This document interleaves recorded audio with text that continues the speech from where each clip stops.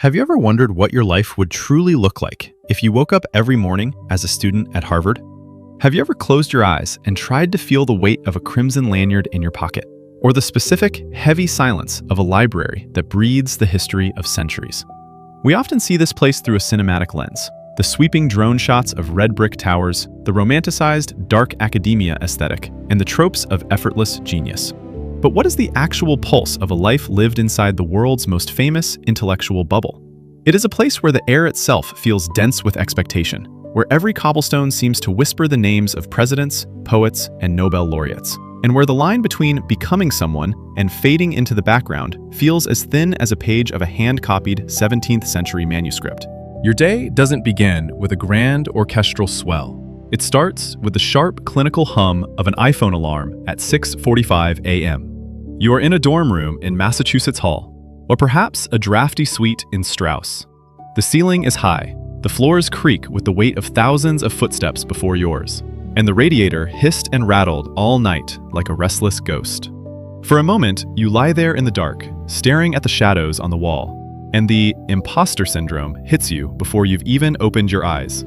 You wonder if today is the day they realize the admissions office made a clerical error.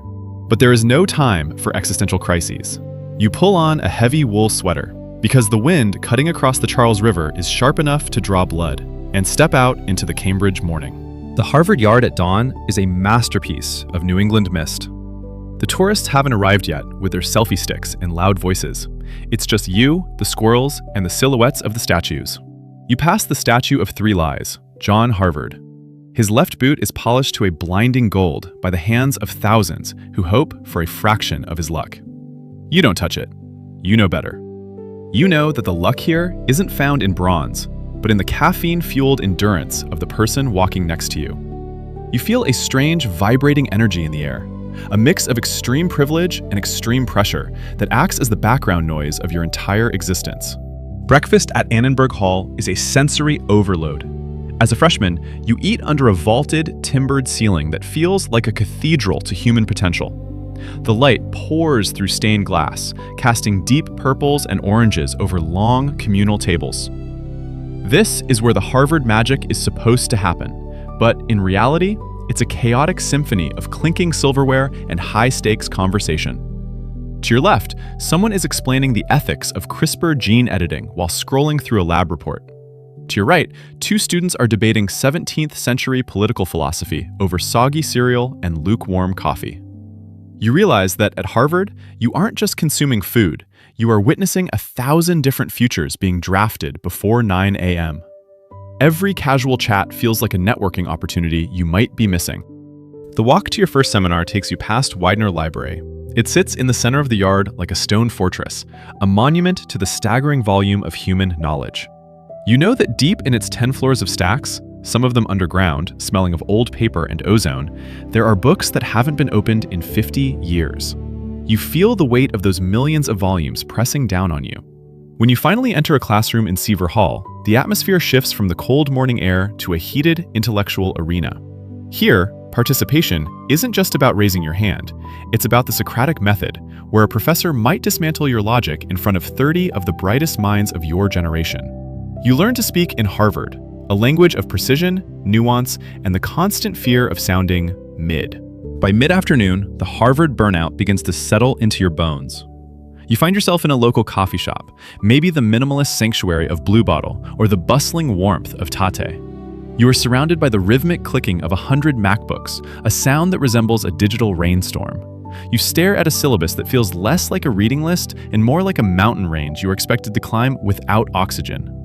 This is what the movies miss, the sheer, grinding volume of the work.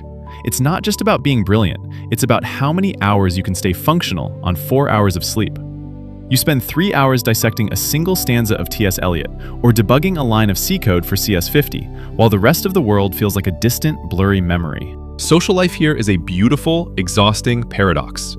It is deeply collaborative and intensely competitive, often at the same time. You might head to a meeting for the Harvard Crimson, feeling the rush of deadline adrenaline, or spend your afternoon at the boathouse, watching the oars hit the water in perfect synchronization. But even in your free time, the ghost of your future follows you. The word networking is a constant hum. At mixers or final club parties, the conversations inevitably drift toward, "What's your concentration?" and "Where are you interning this summer?" The pressure to secure a spot at Goldman Sachs, McKinsey, or a top-tier med school is a shadow that never leaves the room. You realize that everyone here is running a race where the finish line keeps moving. Yet, there are the moments that break the tension. The late-night runs to Pinocchio's for a slice of Sicilian pizza, where for 20 minutes, you aren't a future leader of the world. You're just a tired 20-year-old laughing at a bad joke. Or the quiet walks along the Charles River as the sun begins to set, turning the water into liquid copper. You watch the lights of the business school across the bridge and realize that you are standing at the crossroads of history. You feel a sudden, sharp pang of gratitude, quickly followed by the crushing realization of how much you have to lose if you fail. As night falls, the campus undergoes a Gothic transformation. The red bricks glow under the yellow hum of streetlights, and the bubble feels smaller, more intimate, and more suffocating. You head back to the library, because you always head back to the library. Nighttime in the Lamont Stacks is a ritual of survival. The silence is communal. You look around and see faces illuminated by the pale blue light of screens, eyes red-rimmed from reading. There is a profound, shared loneliness in this pursuit of greatness. You are all exhausted, you are all overcaffeinated, and you are all trying to live up to the names engraved in stone on the walls outside. You wonder if John Kennedy or Natalie Portman or Mark Zuckerberg felt this same hollow ache in their chest at 2 a.m. Walking back to your house in the early hours of the morning, the freezing air finally clears your head. The spires of the river houses rise up like silent sentinels against the dark sky. You realize that you aren't just studying for a degree. You are being forged in a furnace of impossible expectations. Harvard isn't a destination you reached when you got that thick envelope in the mail. It is a relentless, daily process of self-reinvention. You go to bed, your mind still racing with Greek verbs or economic models, only to wake up 4 hours later and do it all again. You are driven by the quiet, terrifying hope that you might actually change the world, and the even more terrifying thought that, despite all of this, you might just be ordinary.